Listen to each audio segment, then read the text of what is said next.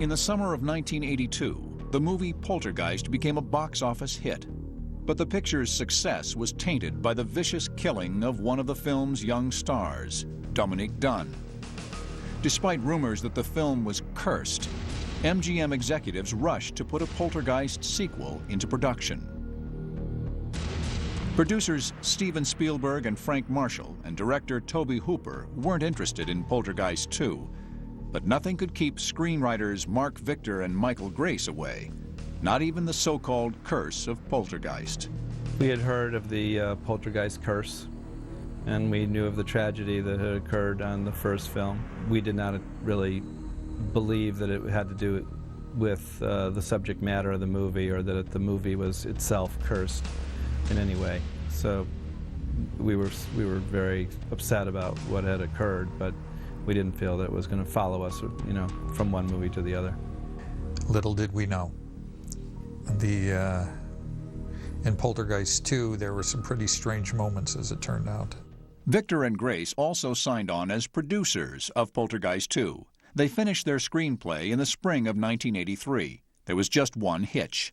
What we realized was nobody in the first movie had been signed to do a second movie. There was some question whether JoBeth and Craig T. would come back and do the sequel. So it took a lot of politicking and our will and persuasiveness to get them back, and because they had thriving careers. MGM gave the actors a very good reason to sign on. Well, the money. I mean, it was great, and you know, I'd never made a check like that in my life. They made me a financial offer that I couldn't refuse, and I read the script, and it was Craig again and the kids again, and read the script and thought it was actually very interesting. So I agreed to do it. Victor and Grace accounted for Dominique Dunne's absence by sending her character away to college, but they knew that they needed Heather O'Rourke. Heather O'Rourke was really excited to be involved in Poltergeist II. She was older, she was 7 by then. She understood the business much better. She'd already had a lot of credits under her belt. So at this point, it was going back to work with old friends and continuing a role that is a part of history. Oliver Robbins and Zelda Rubinstein were back as well. Now, all the producers needed was a director. In 1984, Brian Gibson was a young filmmaker looking for his big break.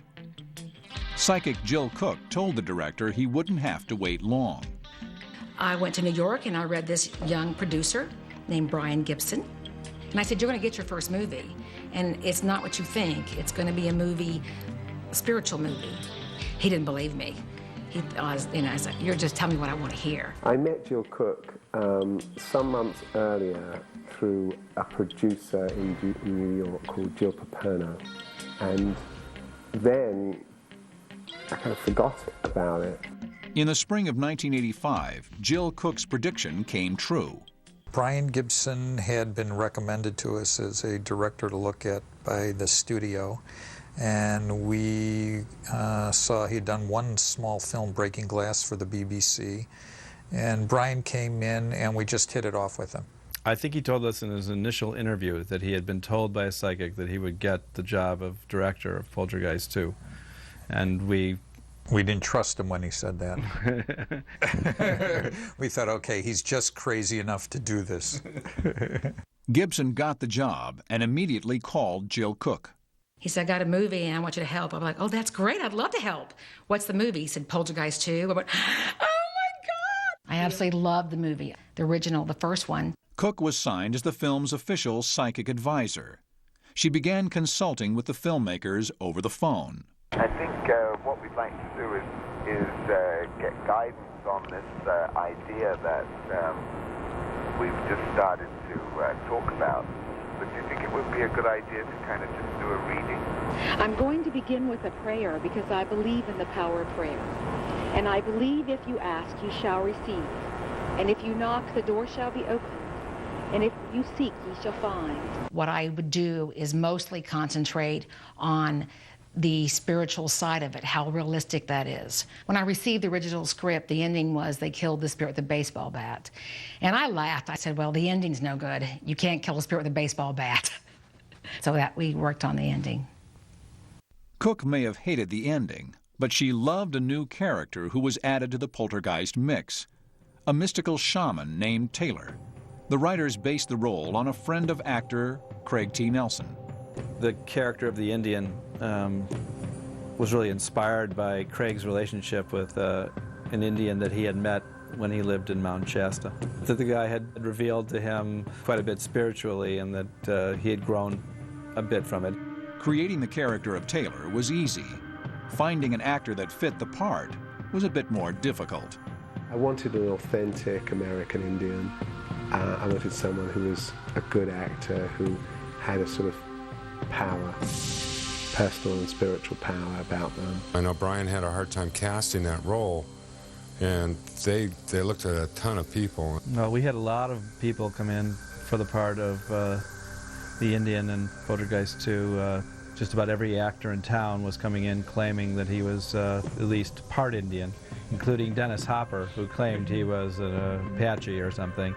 Gibson called upon his psychic advisor for help. Brian talked to me about hiring the actors. He'd give me a list of names of actors to pick. I really didn't know who the actors were. I don't know at the time when they'd say a name who this person was. And I just write them down and say no, no, and then I would say, well, this person's this.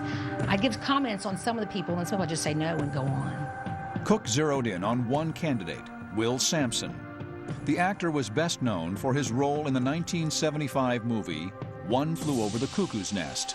I picked him because he's a spiritual master. I knew his heart. And that's what when I read people, I read their heart. The filmmakers were skeptical until they met Sampson in person. When Will Sampson came in, he was the real McCoy, and he was, in fact, the shaman for several tribes, I've been told. And he just was the character, and it wasn't even a question.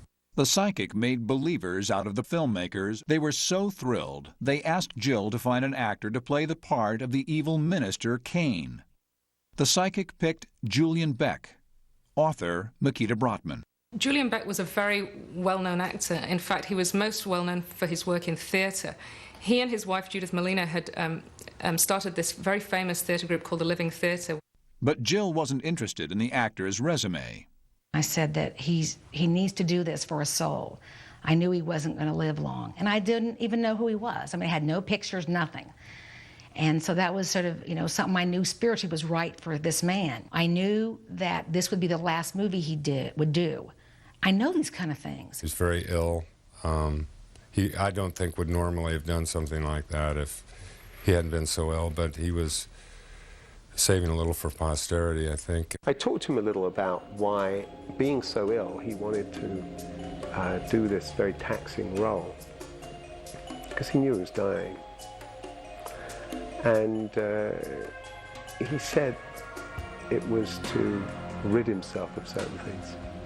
That in playing the role of the epitome of fear, the epitome of death, the epitome of evil, that it would give him a kind of courage. I'll never forget the first reading when everyone was sitting around casually reading their parts and their lines, and all of a sudden Julian Beck spoke out, and the level of everything and everyone around it all of a sudden just went up. It was like, uh-oh, we better get into this seriously now and pay attention, because this guy is really powerful. Just before filming of Poltergeist II kicked off, psychic Jill Cook made one final prediction. I made the prediction there would be 3 Poltergeist films and no more. Little did I know why, but I just knew there'd be 3. But now I know why.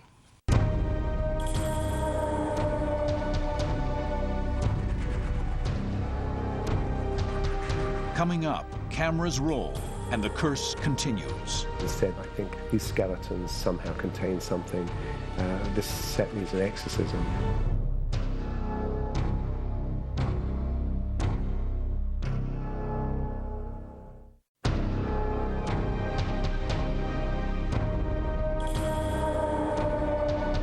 Strange occurrences and bizarre accidents seem to haunt the cast and crew of the movie Poltergeist. But the producers of the sequel were convinced the so-called Curse of Poltergeist was nothing more than a silly urban legend. The cast and crew weren't so sure. In the summer of 1985, filming began on Poltergeist II. The movie's budget was $19 million, nearly twice as much as the original. Director Brian Gibson was tense. On the first day of filming, I'm always nervous because there's a lot going on and a lot of pressure. We arrived on the set and there was like a crew of 150. I mean, it was amazing. And he was white as a ghost. And we just were, you know, like, Brian, it's going to be okay. Just get that first shot and then everything will be okay. But getting the first shot took much longer than expected. Actor and real-life shaman Will Sampson delayed production for hours by performing a Muskogee Indian blessing on the set. The movie's paranormal advisor, Kevin Ryerson. From what I understood is that it was an invocation for best performances. It was less the idea of chasing away negative spirits than it was the invoking of the positive spirit that is universal in each and every person. Will Sampson did a lot of blessing on our set, and all of it helped because it was a big production, and we appreciated all the blessings we could get. We were rookie producers, and a blessing from anywhere was a good blessing. The blessings worked, and production moved along smoothly for a while. But all that changed when it came time to film Craig T. Nelson's scene with a creature named the Vomit Monster.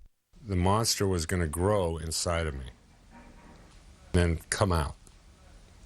And they had an air hose, and they had some kind of a plasma system that was going to be injected, and I was supposed to, as it came out and blew up inside of my mouth, let it out. It wasn't a scene that Craig was looking forward to doing, I can tell you that. There was a lot of reluctance about it and conversation about it. Some guy who's 14 years old comes and says, you know, this is really going to work. We've practiced it in the trailer for like hours and hours, and we know, and then they turn it on, you know, and it's not working. Well, that's not supposed to happen. I guess we'll have to reevaluate. Are you sure that you're holding your tongue in a 45-degree angle against the tubes? I remember everybody trying desperately to keep a straight face because he was so funny, and they had a thing that was coming out. And he kept saying, "Does it look phallic?" And we'd all go, "No, Craig, no, it looks fine."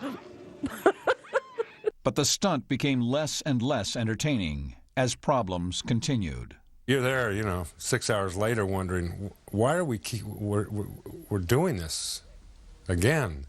You know, and it just didn't work. And didn't look right, Brian didn't like it, and one thing led to another, and finally the thing, you know, did something. I mean, it did what it was supposed to do, kind of. Late that night, director Brian Gibson finally decided he had his shot. The exhausted crew wrapped for the day, but the next morning, the crew received some bad news. Director of photography, Andrew Laszlo. Something did go wrong with the camera, and the film got scratched and exposed by light, and we had to redo that scene again, much to the consternation of everybody involved, including Craig Nelson, who had to go through this whole gross situation. There were more problems to come.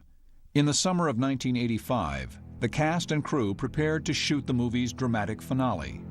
For the scene, an MGM soundstage was transformed into an enormous underground cavern. Frightening.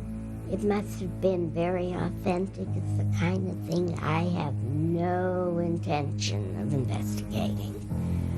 I would never, in nature, go into such a cavern. The set was more than just uncomfortable. It was dangerous. It was a very tricky set. It was a very difficult set. And I remember it had very low ceilings, and people kept running into things and banging their heads, and cameras falling. People tripping and falling, people getting sick. There was a lot of electrical stuff going on, I remember. There was reels running out. There was camera jams. The film was somehow I don't know what it was doing, but it was blanking out when they were like processing it. The first day we shot footage, the footage didn't turn out at all. It was black.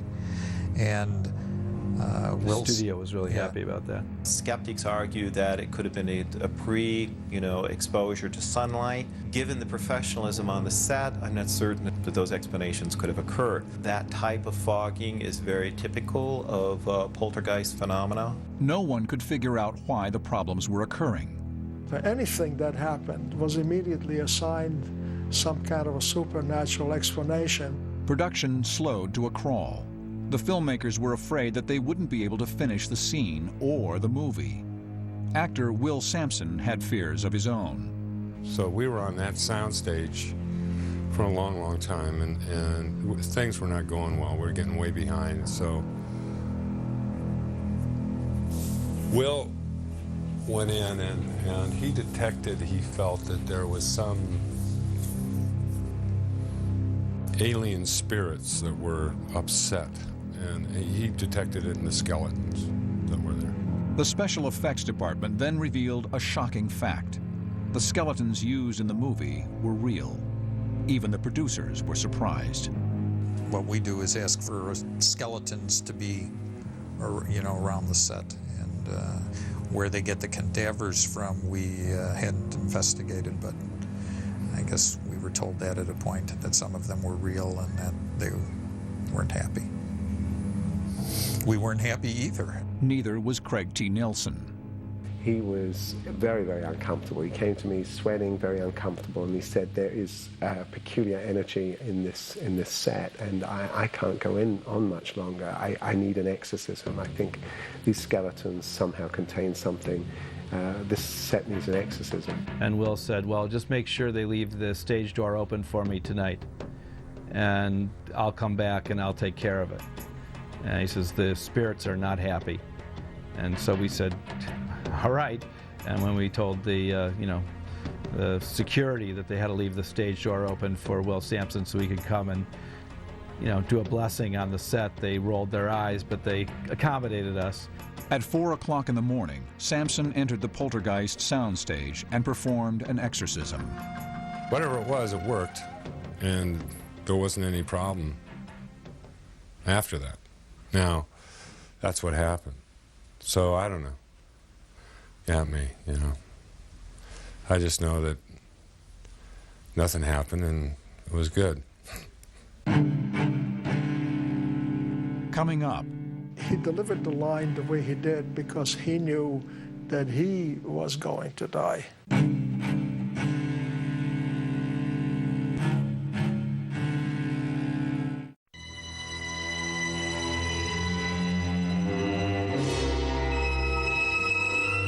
In 1985, the production of Poltergeist II proved to be another nerve-wracking experience for cast and crew. Special effects didn't work. Fake skeletons turned out to be real, and the actors demanded an exorcism to clear the set of evil spirits. But the worst was yet to come. 2 months into production, everyone on the Poltergeist II set was exhausted by the grueling schedule. One cast member in particular was growing weaker by the day. Julian Beck played the role of the minister who comes back from the dead and comes to haunt the Freeling family. He was terminally ill at the time when we did the filming with him, and he looked like he was terminally ill. It was clear that he was ill because I think he had stomach cancer, and he couldn't really take in solid food, so he was being fed a number of times during the day. He'd go and have, I don't know if it was an IV or if they fed him through a tube, and yet his spirit was extraordinary, just extraordinary. And his wife, I remember his wife saying to me that it was so great for him to do this because he loved being around actors, he loved making movies, and that even though he was ill, it was wonderful that he could still work. Despite his failing health, Beck was a major force on the set. He was great at creating terror. The moment through the wire mesh of the door when he wants to get into the house is a very scary moment because you feel the power of his need. Let me in. Let me in. Let me in. You're gonna die in there.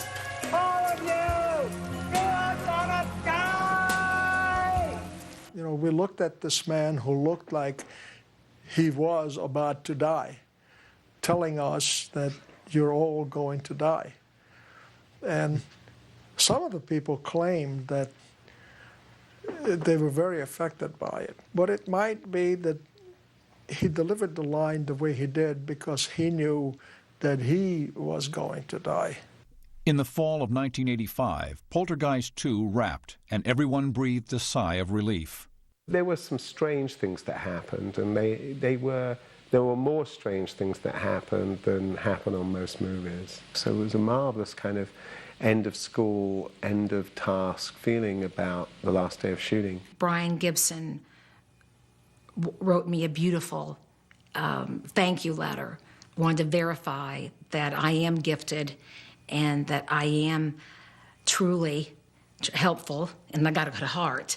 Sadly, another of Jill Cook's premonitions came to pass a few months after filming wrapped. On September 17, 1985, actor Julian Beck succumbed to cancer.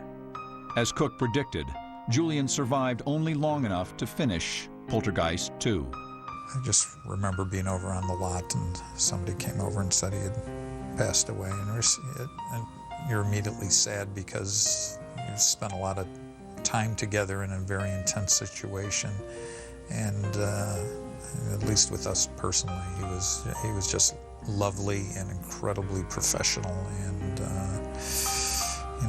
and a rare talent. He was gifted. Julian Beck's funeral was held on September 20th, 1985. But the veteran actor still had some earthly affairs to wrap up. I was on the phone to this psychic, Jill Cook. She suddenly said, there's someone on the phone right now who says he's in the movie. And she said, his name is Julian. He has a message for his wife. I said, okay, what's the message? And she said, the message is, don't forget the double-winged eagle. And I said, oh, thank you. I had to talk to Judith Molina, Julian's wife, a few days later. So I said, do you believe in the hereafter, Judith? And she said, what, have you heard something from Julian? And I said, well, yeah, and I told her the story, and I said, he sent this message, don't forget the double-winged eagle. And there was a sort of chilling silence, and she said, well, that's what's on the frontispiece of all Julian's poetry. Beck won rave reviews from the critics, but they found little else to praise when Poltergeist II premiered in May of 1986. Poltergeist II was really a really bad imitation of the first one, just a bad Xerox, and it's not necessarily a copy. I mean, obviously it's sort of set, in a different place and what have you. Movie audiences, however, didn't care about reviews. Poltergeist II eventually took in a respectable $41 million at the box office. MGM executives were pleased. Meanwhile, 10-year-old Heather O'Rourke was struggling with a mysterious ailment. The doctor says, well, maybe it's just the flu. Well, she'd gone to school the first day, come home, and her legs and feet were swollen twice the size. I took her back to Kaiser, and Kaiser says, well, maybe something bit you. So we came back home again. They finally, after the second day, they admitted her to the hospital. Agent Bob Preston. Everyone was concerned with Heather's health. So every doctor that was a specialist, we would send her to. And the studios were concerned with her, and the parents were concerned with her health. But no one could put their finger on what it really was. They thought of a couple things, and they prescribed a couple things that they thought would fix it, but it didn't. Despite her illness, Heather continued to work. The young star was signed to appear in a TV movie called Surviving. Manager Mike Meyer. She had worked through it. She was the kind of person who would never complain and would always bring her most professional attitude no matter what she was facing. But Heather wasn't the only cast member who fell ill. On June 3, 1987, the cast of Poltergeist suffered another loss. Will Sampson, who played the role of the shaman, died from complications during a heart and lung transplant.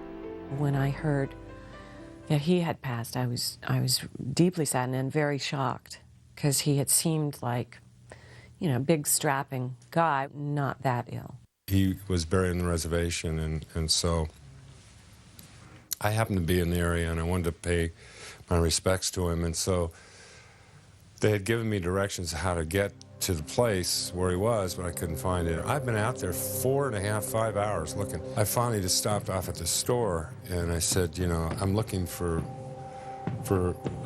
Will Sampson, of where he was buried, and the guy next to me is his cousin in line. The cousin led Nelson to Sampson's gravesite. I can remember vividly, there was the reservation burial ground, and Will had been interred maybe at 2 days. And the cicadas were like, it was a cacophony of sound. And I walked up and I said, hey, Will, it's Craig. And immediately it was this still, just went really still. And I said, come on. I kind of laughed, and it was pretty amazing. Roll camera. Coming up. And action. We're back. Okay.